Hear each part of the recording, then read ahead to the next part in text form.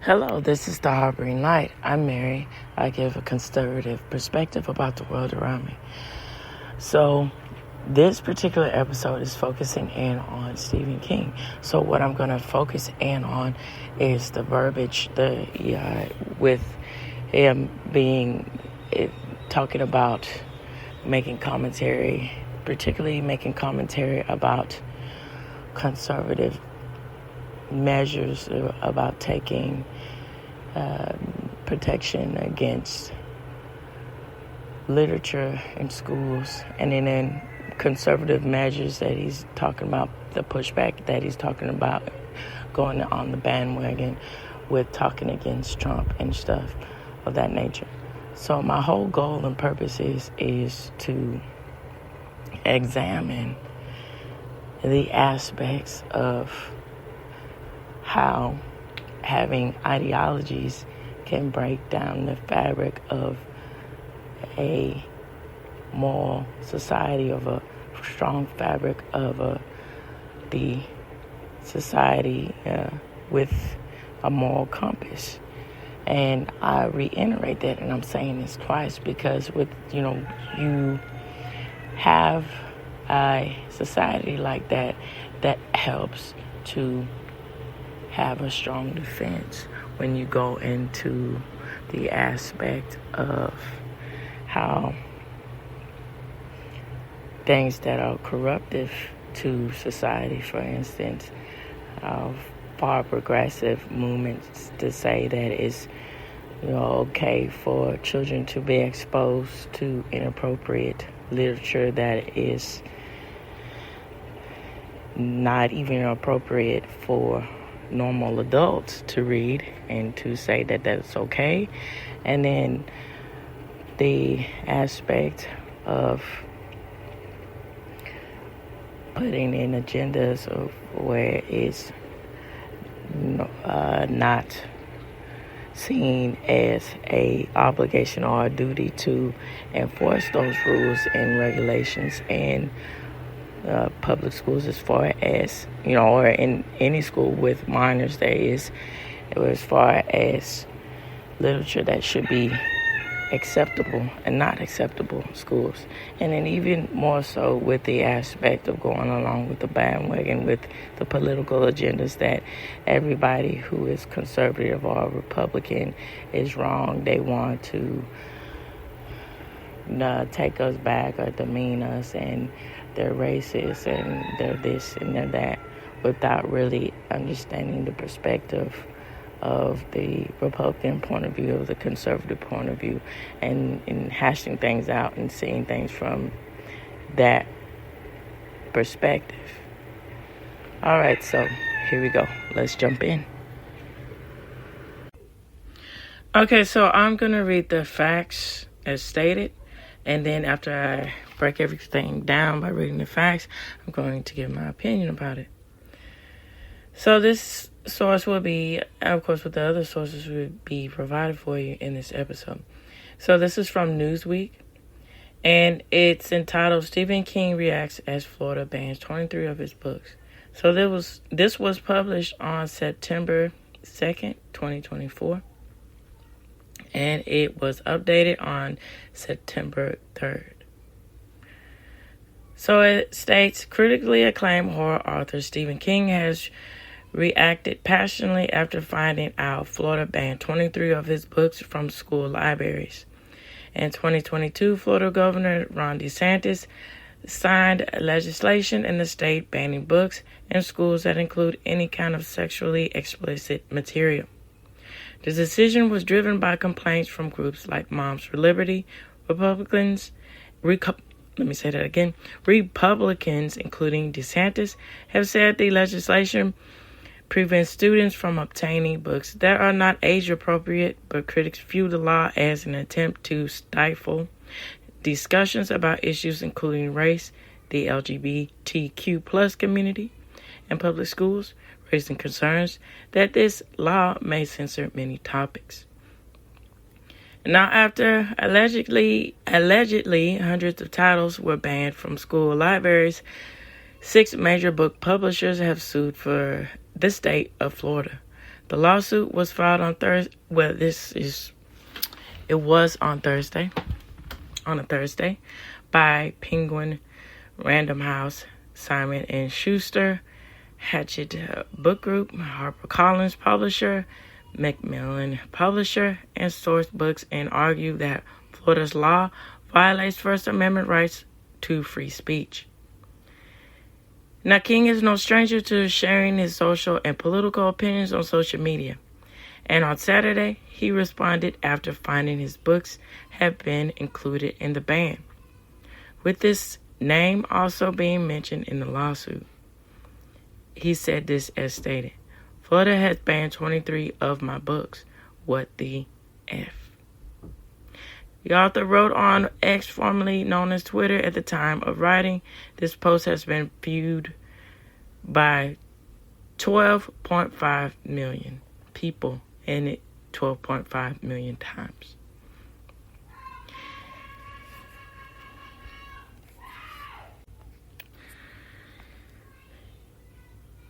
King expanded on his thoughts in a statement shared with Newsweek, saying, "I have said it before and will say it again. When books are banned from school libraries, run to your public library or the nearest bookstore and read what your elders don't want you to know."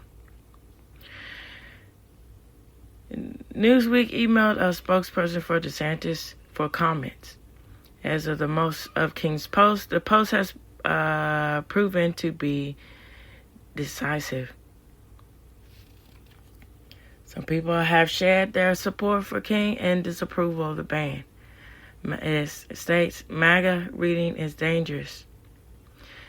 It's like math, but with letters," one person commented.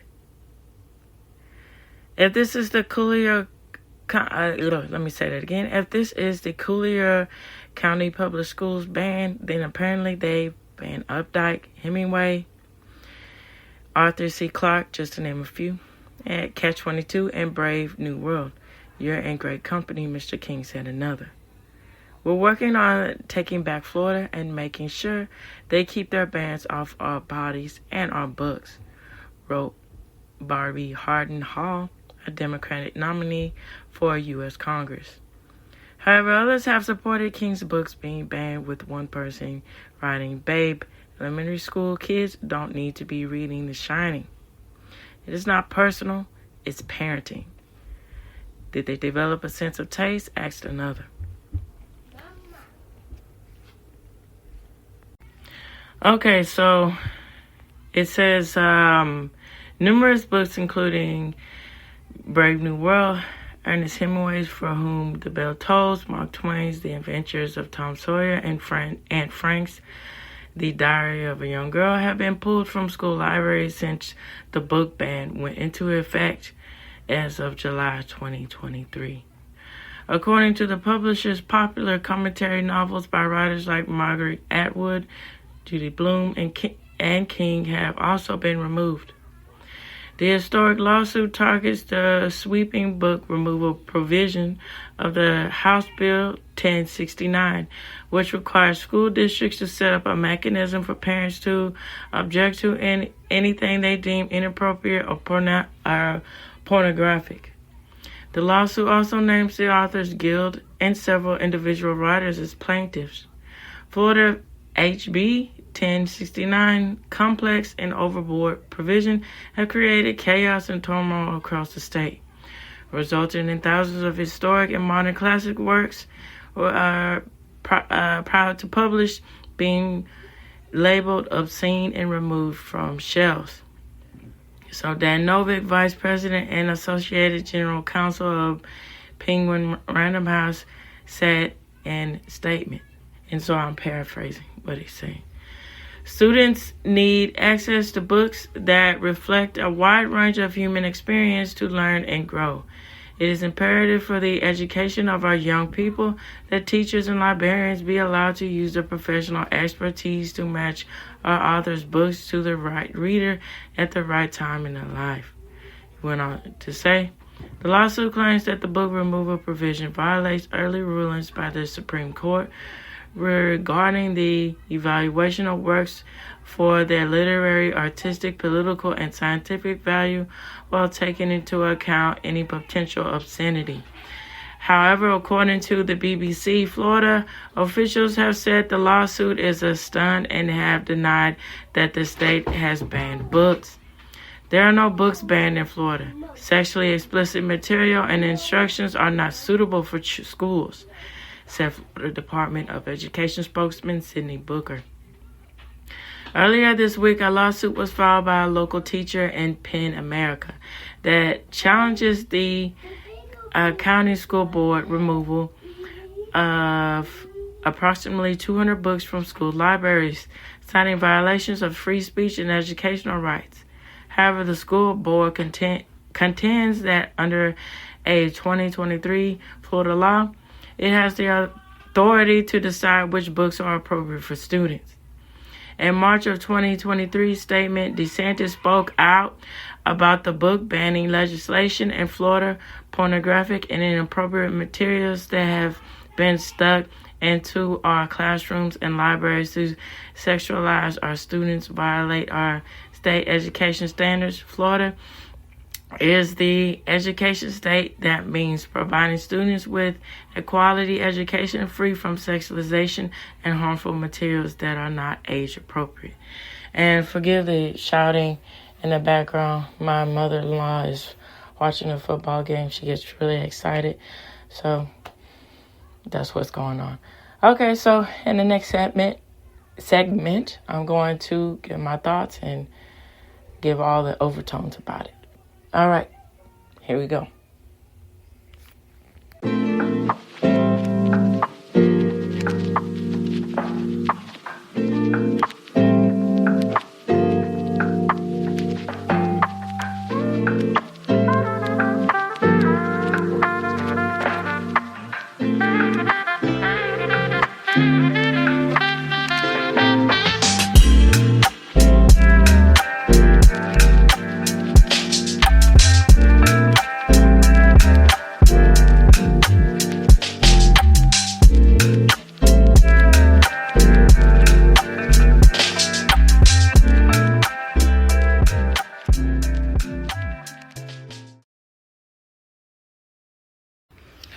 All right, so that was a lot that I just said and also to digest.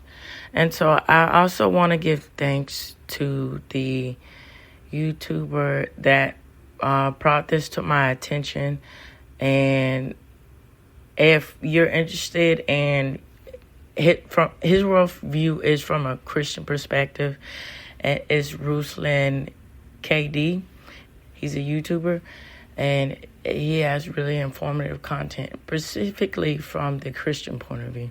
So he did a segment in telling about Stephen King and the banning, and I alerted my attention to this.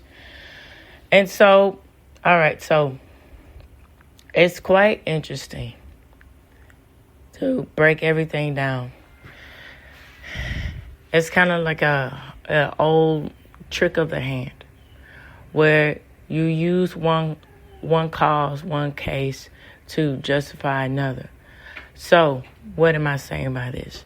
Now, simply said, in Florida, specifically with Ron DeSantis and the ruling, it doesn't have to do with, yeah, baby.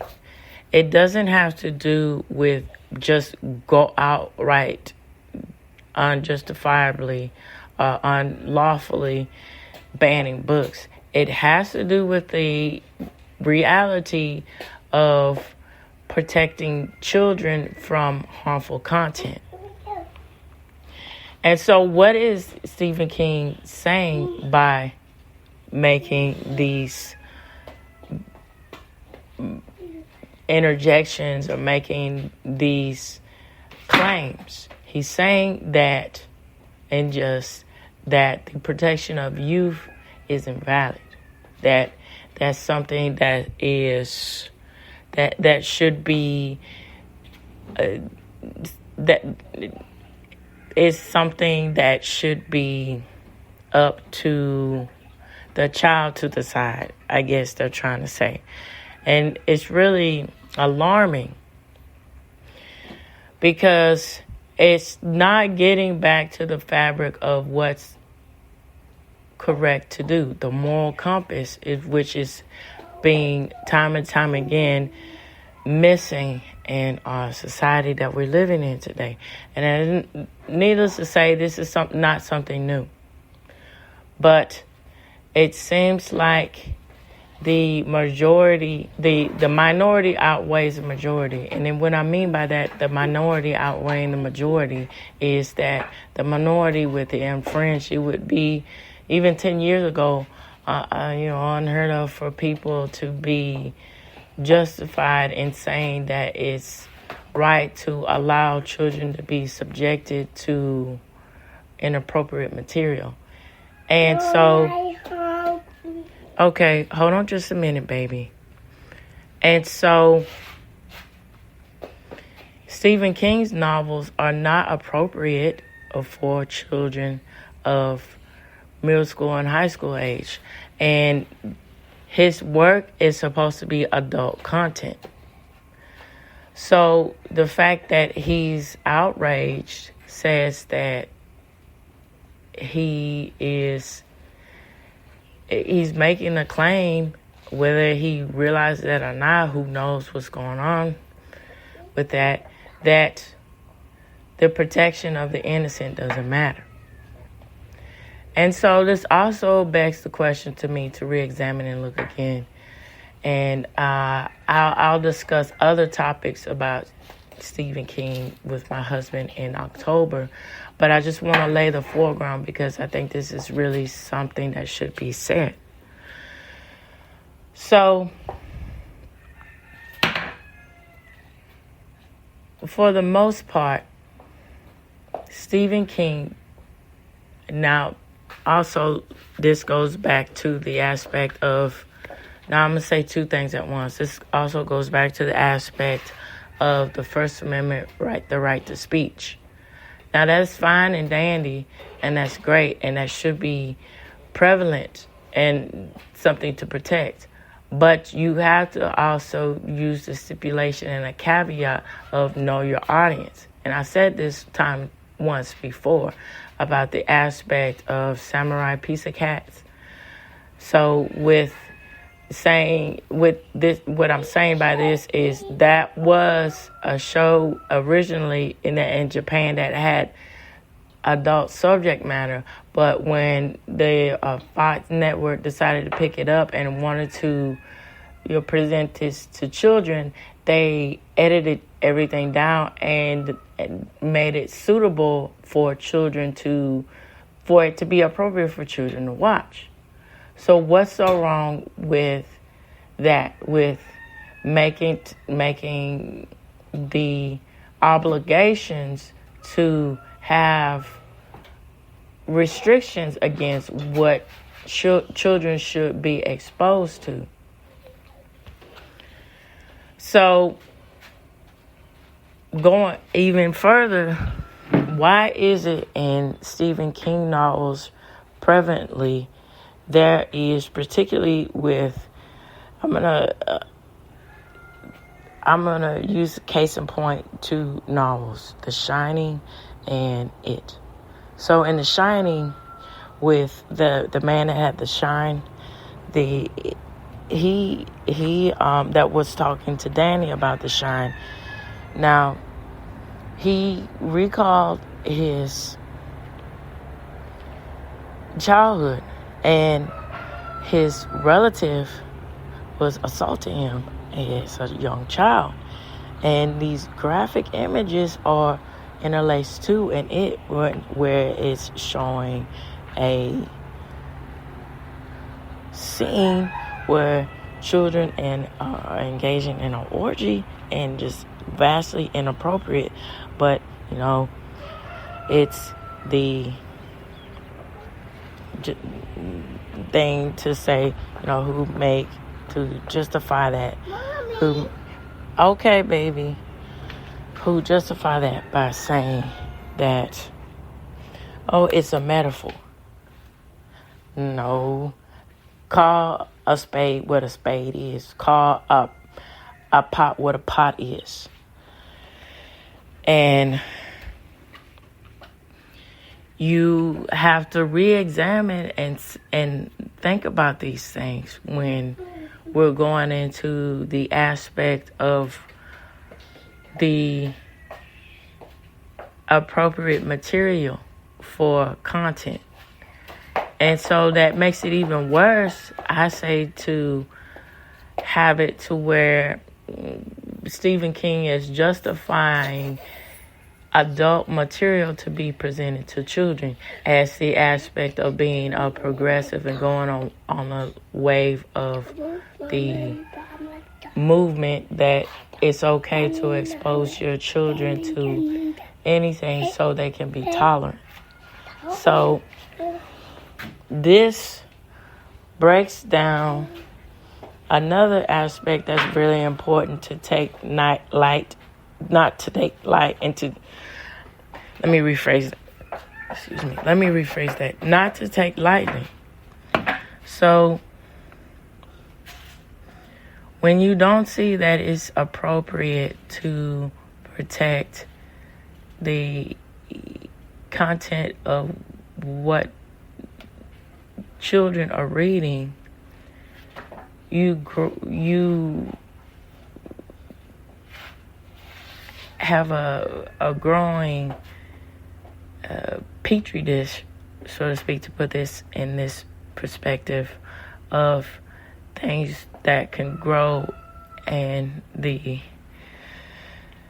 then lead to the destruction of society. And so you get the mentality to where nothing is really sacred and nothing is really deemed as crossing the line. And so out of this, you get the realms of the inappropriateness of saying that it's pushing to the next step, that it's acceptable to have children be exposed to homosexual books that has to do with the homosexual aspects of the LGBTQ plus community. What's the next step?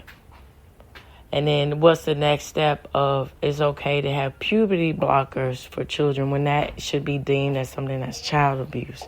And instead of using the parental guidance and rationality of saying, let's get this child therapy and then, monitor the child and talk to the child and then wait till the child's an adult. And when they're adult, they still want this decision, then okay.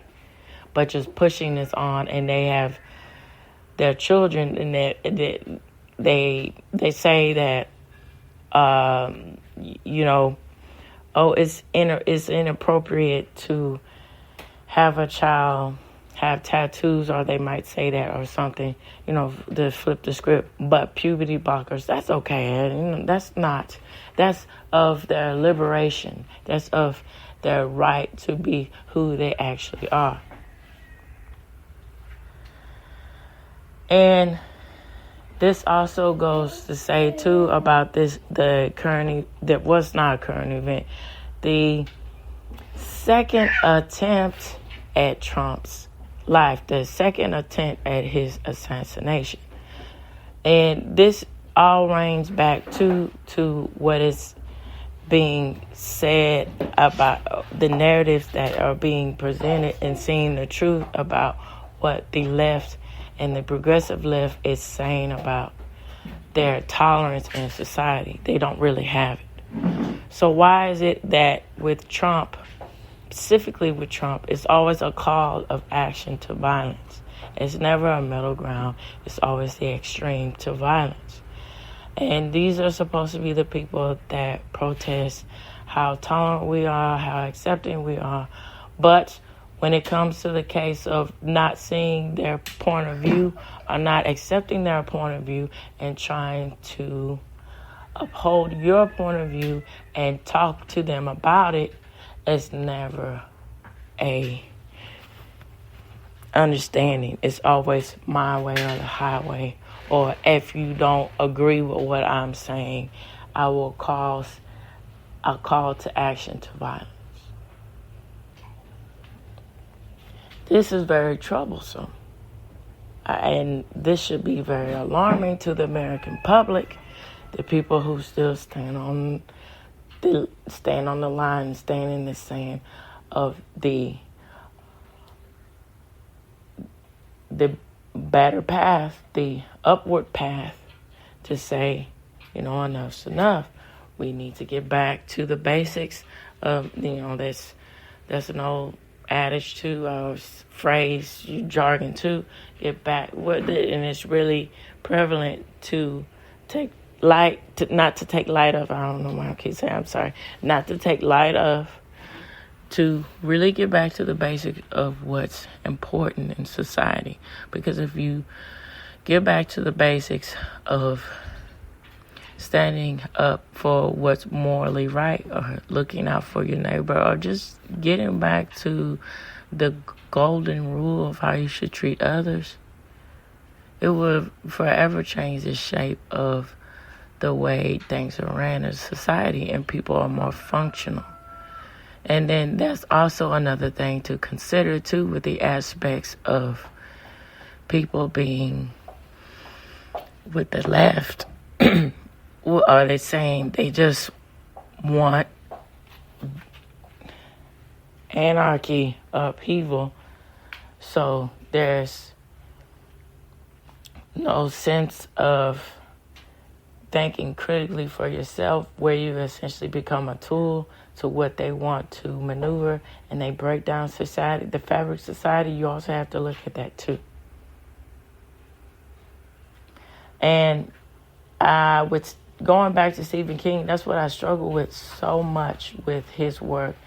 This themes of, this is supposed to be adult material, but these themes of how children were ingrained in these inappropriate situations, and that's something that's been an issue with me for a long time. And the fact that Stephen King is coming out and protesting these things, this proves a point to me that he's not. Maybe this is something that, as far as being on the woke side, this has been a long time coming, if you look back at his work. All right, so I'm going to wrap everything up by talking about other quotes, things, specifically towards Trump, and then what he recanted back about something from, his stuff being presented in the media, and then close it out. All right, so let's step into it. Okay, so these tweets were back from 2018. And it says, number one, says, this is what Stephen King tweeted. So it says, when Blabbermouth Don talks about who has the bigger nuclear button, I think we all know that what he's talking about. It's a basic, the D-word measure contest. Sad. Then he goes on to say, legislators, you need to impeach Blabbermouth Don or force him to read a sign before he kills us all.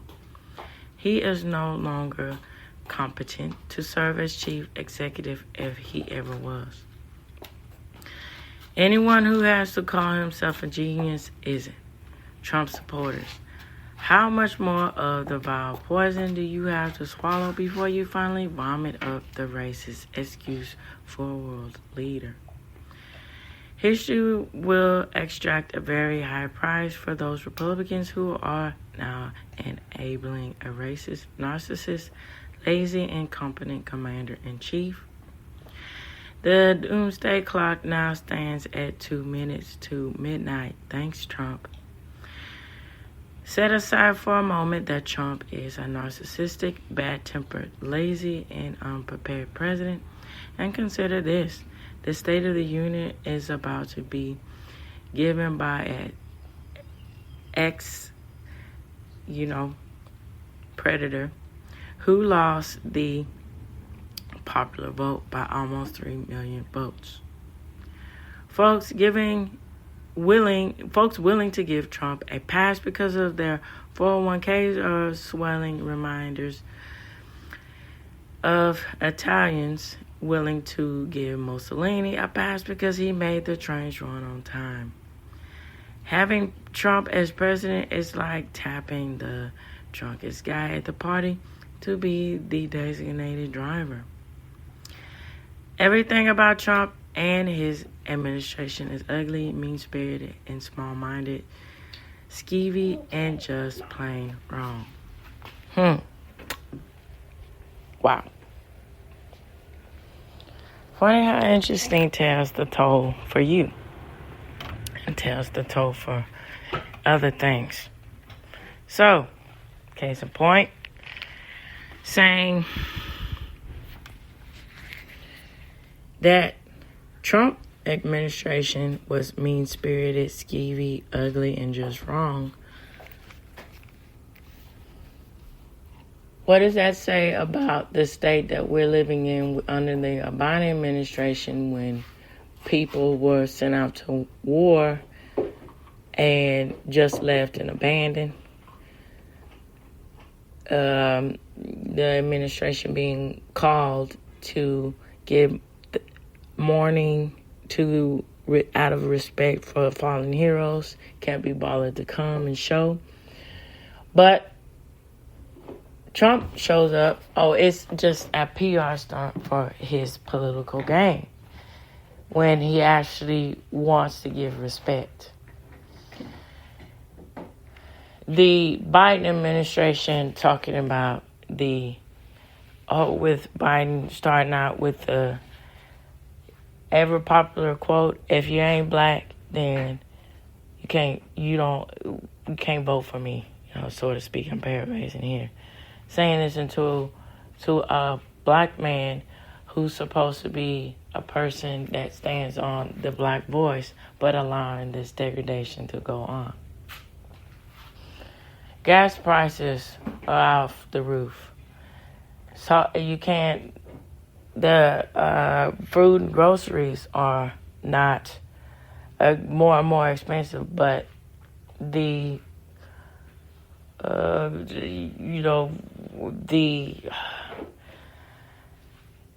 aspects of pay raises or things like that not in the budget. And then, yeah, sweetie. And then Trump, the second attempt at his life. Why? Why is that? Think this is all telltale markers of a society that doesn't want change.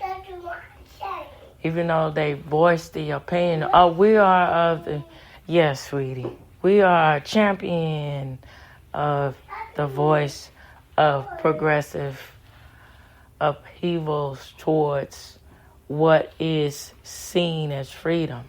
But that falls short when it actually matters. So,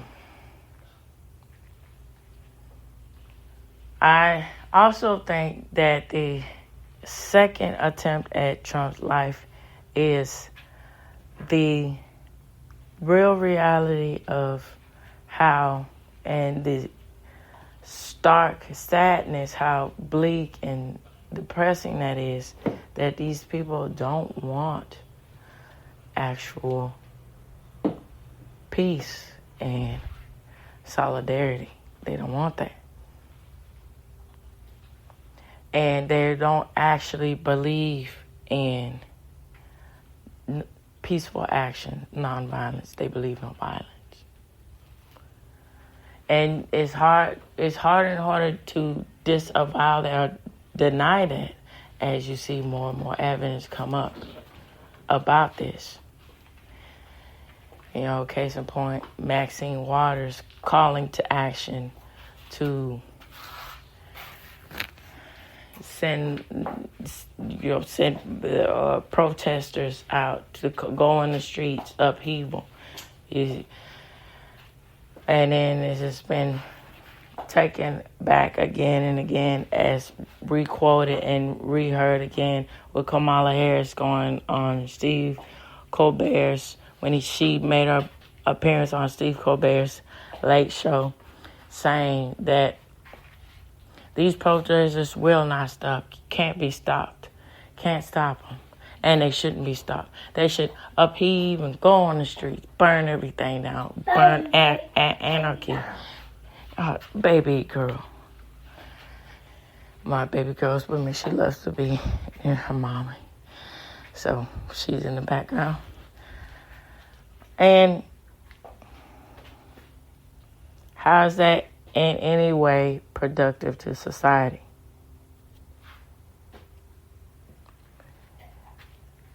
And so Stephen King's rants are just another spoke in the wheel that will eventually break down the chariot. All right, so let me go on to Salon. Now, from what I understand, Salon is a very progressive media news outlet. And let me get into what was said on that. No, not yet. So this is, it's entitled Stephen King Diversity Comments Prompt Twitter Backlash. So it says, acclaimed author Stephen King is facing controversy after he seemed to post a series of tweets criticizing the perceived need for diversity in art, and then appeared to backpedal from his original statements. It says, as quote, this is what Stephen King quote. So as a writer, I am allowed to nominate in just 3 categories: Best Picture, Best Adapted Screenplay, and Best Original Screenplay. King wrote in a pair of tweets on this was on Tuesday, and this was it's copyrighted of 2016. And it looks like it's been updated as recently as this year, 2024. What, baby? Yeah, not yet, okay. All right, so says, for me, the diversity issue is it appeals to individual actors and directors. Anyway, it did not come up. That said, I would never consider diversity in matters of art. Only quality, it seems to me that to do otherwise would be wrong. King's comment led to backlash on Twitter. Director Ava DuVernay expressed dismay at King's earlier position on Twitter, writing about how it felt to wake up mediated stretch in a reach for your phone to check on the world and see a tweet from someone you admire. That is so backward and ignorant. You want to go back to bed. Michael Harriot, The Root, in a much longer tweet thread, wrote that the conflection of diversity with a lack of quality is a long-standing argument made by white males who are afraid of losing their privilege. Says anyone who doesn't consider diversity in art is probably making crappy art or stealing it from black people. That's an ever-present token to say everything is stolen from black people, which that's in fact very insulting, because not everything centers around black people, African culture. There's so much appreciation and understanding that there is a rich culture and other cultures outside of the black community, of the black identity. There's so much, the Nordic, so much rich culture, the Asian, the Hispanic, the Mongolian culture, so many, the Philippine, and then with Chilean, Argentinian, the list goes on to Portuguese, with inclusion of French, and so much rich culture. And then also you have to take case in point throughout history, and there's turmoil in every culture in history. And it's what's said about upheaval and going on to the better path in history and making things right is what you look at and you appreciate. And shouldn't you this goes again, shouldn't you be, these people say that they are the people of tolerance, understanding, but it doesn't relate to what their actions actually say. That's what you keep in mind, I think. And also, it's quite interesting when they talk about solidarity, that falls short when somebody that's supposed to be on their team says something that disagrees with them, they throw them to the wolves. And we'll see this in this case in point. So, and this is what this is prevailing to. So it says, he later added, here's the question. Have you ever read Stephen King's books? Have you ever noticed that every black character is either the R word, killed, or knows some kind of magic? That's because he doesn't consider diversity in art. Hold on, baby. After the backlash, King seemed to revise his earlier statements. The most important thing we can do as artists and creative people is make sure everyone has the same fair shot, regardless of sex, color, or orientation. Right now, such people are badly underrepresented, and not only in the arts, King tweeted. Which is just another false narrative to say when, again, there's so many prominent examples of African American people being presented, Hispanic people, Native American people to a lesser extent, and Asian people to a lesser extent, but it's there.